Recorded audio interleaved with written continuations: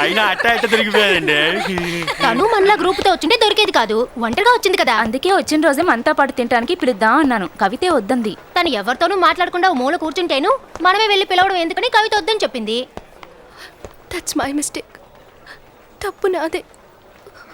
అలానే ప్రవర్తించి ఉండకూడదు తెలుసు, కానీ మాట్లాడలేకపోయాను.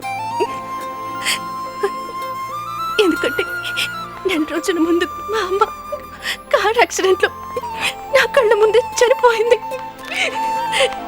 అది మర్చిపోలేక నేను బెంగళూరులో ఉన్నప్పుడు సరిగ్గా చదవలేకపోయేదాన్ని. నేనొక్కతే కూతుర్ని. నా బాధను అర్థం చేసుకున్న మా నాన్న సొంత ఊళ్ళో ఉన్న తాతయ్య గారి ఇంట్లో ఉంచి చదివించడం మంచిదనుకుని ఈ కాలేజీలో టెంపరీగా చేర్చారు. నేను ఇంకా ఆ సంఘటన మర్చిపోలేకపోతున్నాను. అందుకే ఎవరితోనూ మాట్లాడలేదు. క్షమించు శోభన.